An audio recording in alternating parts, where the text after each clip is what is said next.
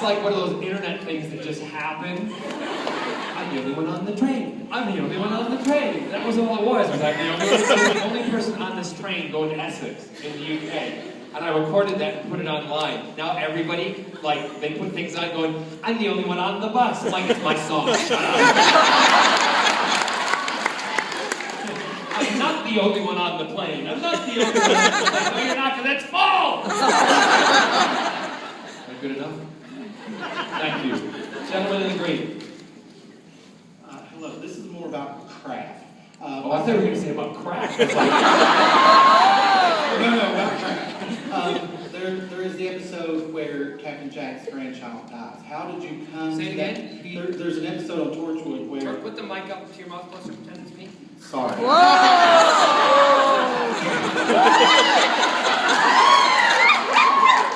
He's not disagreeing.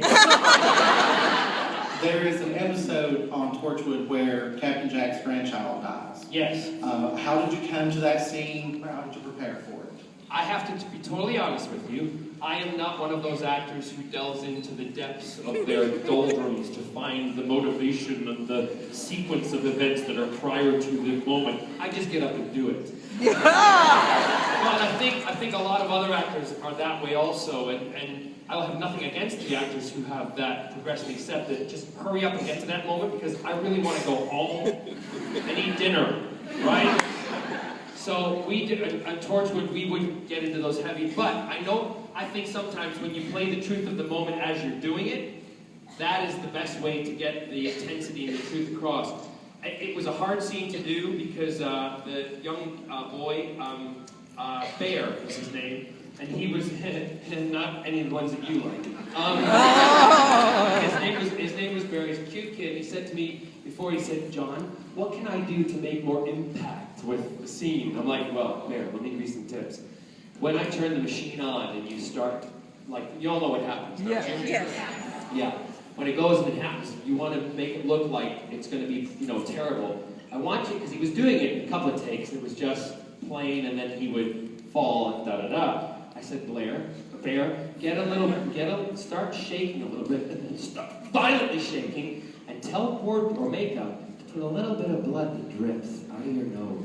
Oh. Do something, I said, because that'll freak people out. It's like, okay, so this kid got up and he shook.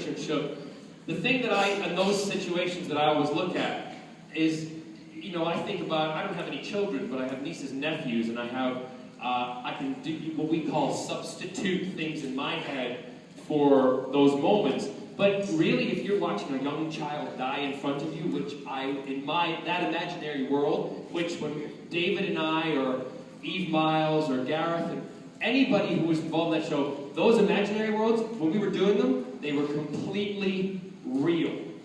That was real to us. That was another world that we were creating, which is why I think you all went and caught on to it and loved it. Yep. Because we treated it. We didn't treat it like, how stupid is this? Da-da-da. Never. Ever did we think that. So I think that's what makes those scenes work. People used to come up to me in the supermarket, walk past me, and these women, men would come up, and these women would go up at the frozen food section, looking, like I'm at the frozen food section, what do you think? Getting fish fingers. Fish finger sandwich with ketchup, delicious. Anyway, it's like a hot brown? Hot brown. Yeah.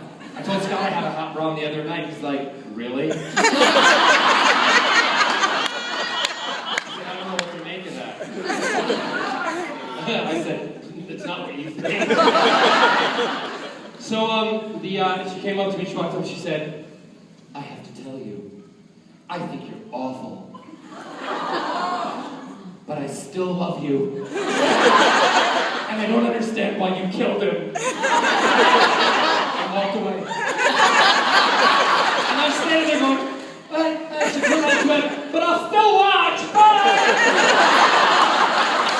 So to have that kind of dilemma as a person who watches, that's exactly what we wanted, because the whole point of doing that, and the whole point of that series, that whole arc of that show was, if you were in a position and you had a family member of that age, and you were the one that was on, the weight was on, would you sacrifice that family member to save the entire planet.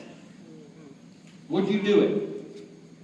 Right? Some people would say yes, others would say no. For those who say, so that's the dilemma Jack was in. And he would sacrifice anything to save humanity. The same as the doctor would.